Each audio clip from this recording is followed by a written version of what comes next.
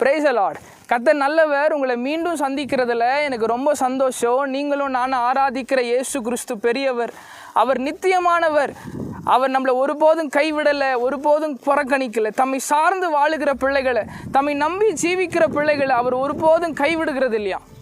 ஒரு தகப்பன் தன் பிள்ளையை தோள் மேலே சுமக்கிறது போல கர்த்தர் நம்மளை இத்தனை தூரம் சுமந்து கொண்டு இருக்கிறார்.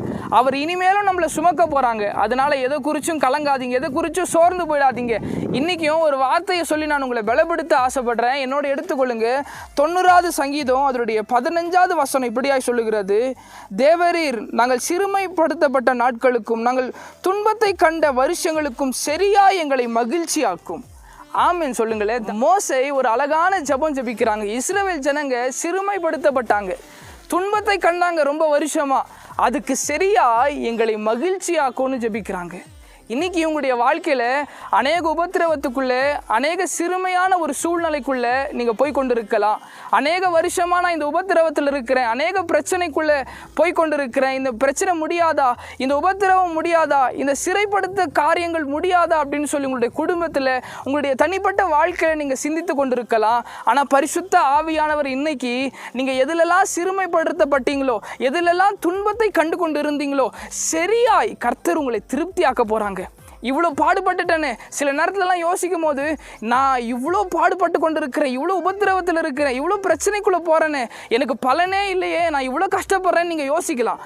ஆனால் வசனம் தெளிவாக சொல்கிறது, நீங்கள் சிறுமைப்படுத்தப்பட்ட நாட்களுக்கும் நீங்கள் துன்பத்தை அனுபவித்த காலங்களுக்கும் சரியாய் கர்த்தர் நம்மளை மகிழ்ச்சியாக போகிறாங்க, கர்த்தர் உங்களை சந்தோஷப்படுத்த போகிறாங்க. அதனால் நீங்கள் எதை குறிச்சும் கலங்க வேண்டாம், எதை குறிச்சும் சோர்ந்து போயிட வேண்டாம். உங்களுடைய எல்லா கண்ணீருக்கும் பலனுண்டு. வசனம் சொல்லுகிறது, அவர் நம்முடைய கண்ணீரை அவருடைய துருத்தியில் வைக்கிறாராம். அப்போது எல்லாத்துக்கும் பலன் உண்டு, எதுவுமே வீணாக போகிறதில்ல. அவர் நீதிமான்களை ஒருபோதும் கைவிடுகிறதில்ல. அதனால் நீங்கள் கலங்காதீங்க, நீங்கள் சோர்ந்து போயிடாதீங்க. கர்த்தர் உங்களோட தான் இருக்கிறாங்க. நீங்கள் எதிலெல்லாம் உபத்திரவத்துக்குள்ளே போய் கொண்டு இருக்கிறீங்களோ, எந்த நெருக்கமான சூழ்நிலைக்குள்ளே போய் கொண்டு இருக்கிறீங்களோ, சரியாய் கர்த்தர் உங்களை சந்தோஷப்படுத்த போகிறாங்க. இவ்வளோ உபத்திரவம் நான் சந்திக்கிறேன்னு நீங்கள் சொல்கிறீங்களா, அதுக்கு டபுளாக உங்களை அவர் சந்தோஷப்படுத்த இருக்கிறாங்க. அதனால தான் தேவ பிள்ளைகளை சில சூழ்நிலைக்குள்ளே கர்த்தர் நடத்துறது. அதனால் இந்த சூழ்நிலையில், இந்த ஒரு போராட்டத்தில் சோர்ந்து போயிடாதீங்க.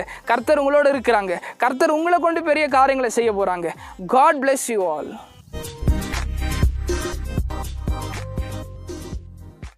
Thanks for watching. Drop a like, leave a comment, and don't forget to subscribe to watch more videos like this.